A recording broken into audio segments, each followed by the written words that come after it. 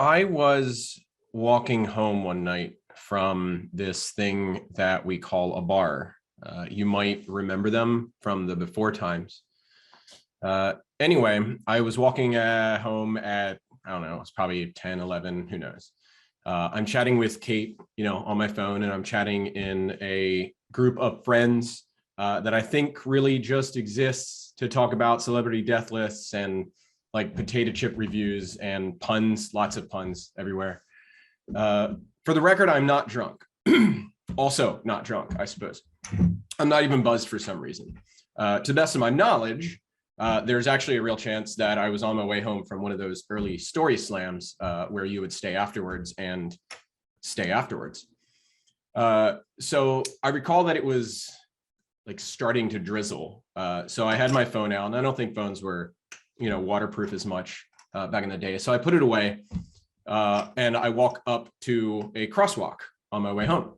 Now in the Okie Smoky days, crosswalks didn't have, those little flags that you get to pick up and carry across and wave and all that stuff. So I had to rely, on the archaic system of just simple demarcated pavement and traffic lights and pedestrian signs to safely transit my way across this dangerous highway.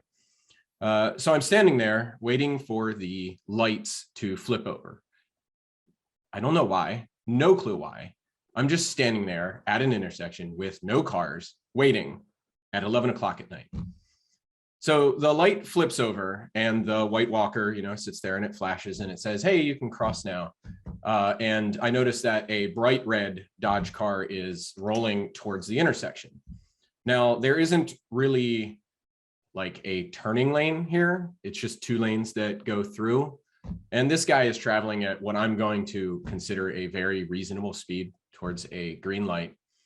So it doesn't really kind of register that part in your brain that says danger, danger, until I subconsciously kind of notice the way the car slows just before they decide to turn.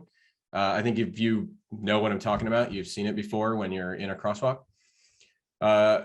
So here's where my brain kind of kicks in. And it kicks into a different gear very quickly. And I know it sounds dumb and cliche, but my perception of time absolutely changed. And that was the first time I had ever experienced that.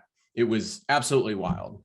I'm sure it was in total second, maybe two, but I had enough time to have a number of very vivid thoughts, starting with, are we allowed to swear on this? Are you fucking kidding me? Like, I remember that one. It was the first one I wrote to everyone afterwards. And then it goes like, shit, I need to go with this, right? Like, you need to go with this. Yeah, that's sure.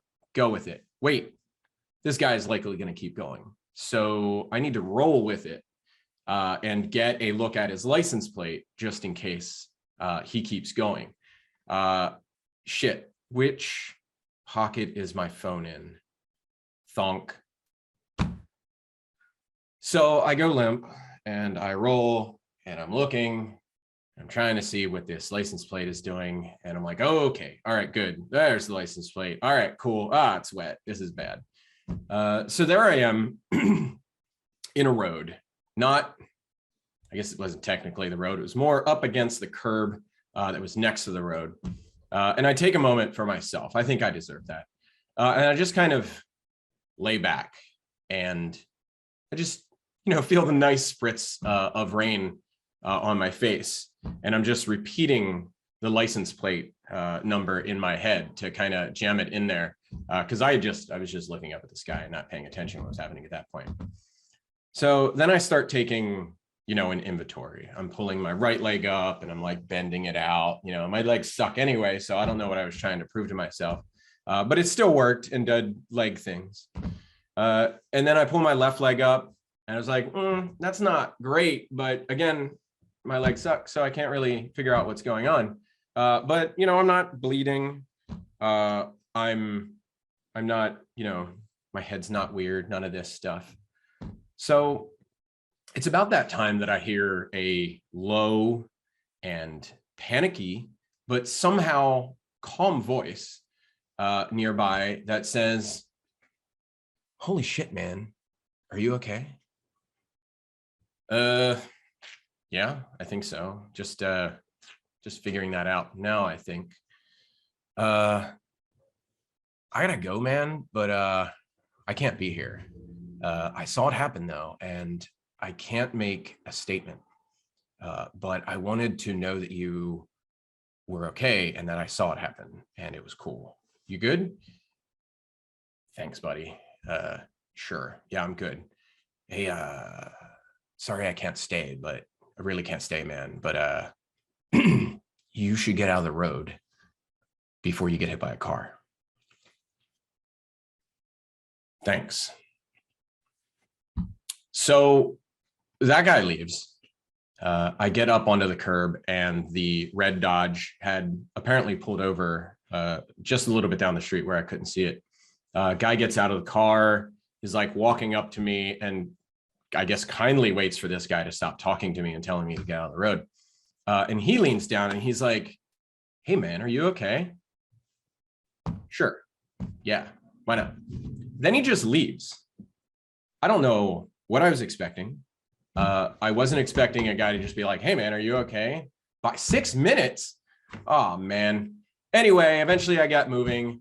I get to the other side of the crosswalk. I tell my group friends like, hey, I just got hit by a car. Sorry, I gotta go. And then Kate's like calling me a bunch and going crazy because she's not used to the matter of fact way that I'm just like, hey, I got hit by a car, but it's fine. I'll be home.